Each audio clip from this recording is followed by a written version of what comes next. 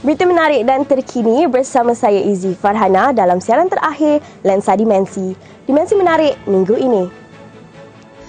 Minat yang mendalam dalam bidang seni mendorong seorang anak muda tempatan dari Kuching dalam menghasilkan karya potret lukisan manusia yang hebat.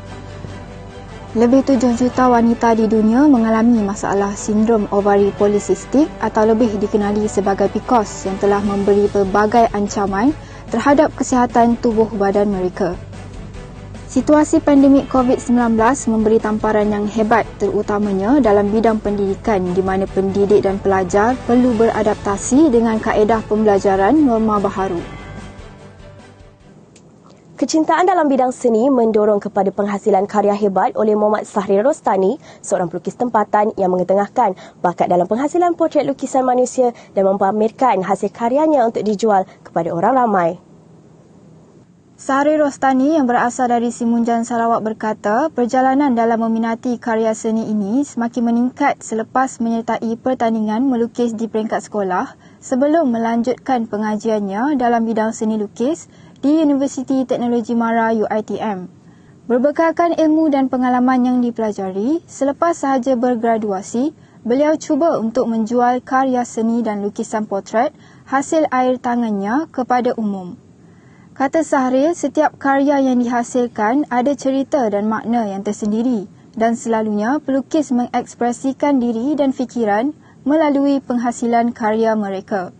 Dalam penghasilan sesebuah karya seni juga bukan mudah kerana mengambil masa yang agak lama untuk disiapkan kerana setiap karya mempunyai tahap kesukaran yang tersendiri bergantung kepada teknik dan idea yang digunakan.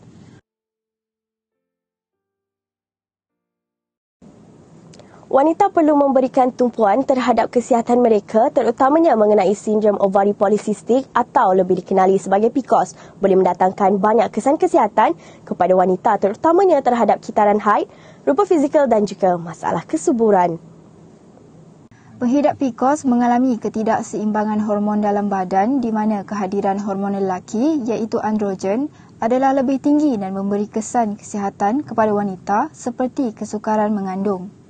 Menurut pakar perubatan, PCOS terjadi disebabkan oleh kelenjar adrenal lesu yang berpunca daripada makanan tinggi pengawet, pewarna dan perasa tambahan yang menyebabkan kapasiti kerja insulin menjadi rendah sekaligus menghasilkan kadar glukosa berlebihan dalam darah.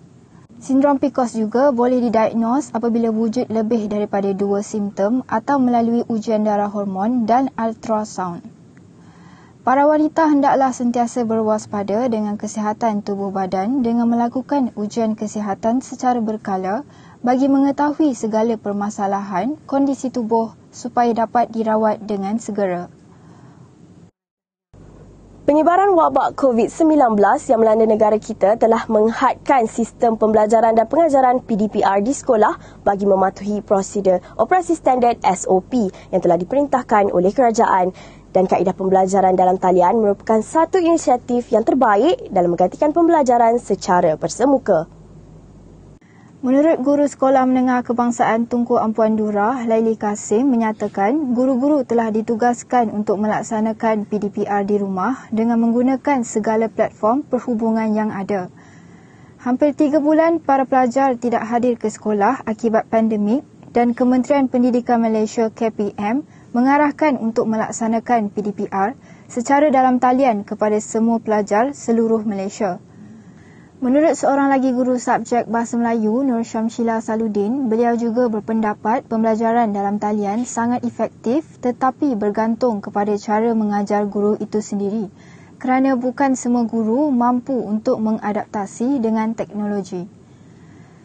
Kesan daripada COVID-19, pembelajaran secara bersemuka dan aktiviti yang melibatkan semua pelajar tidak dapat lagi dilaksanakan untuk memastikan semua mematuhi prosedur operasi standard SOP dan penyesuaian terhadap norma baharu untuk mengurangkan penyebaran virus tersebut. Lensa Dimensi minggu ini merupakan siaran terakhir bagi edisi kali ini.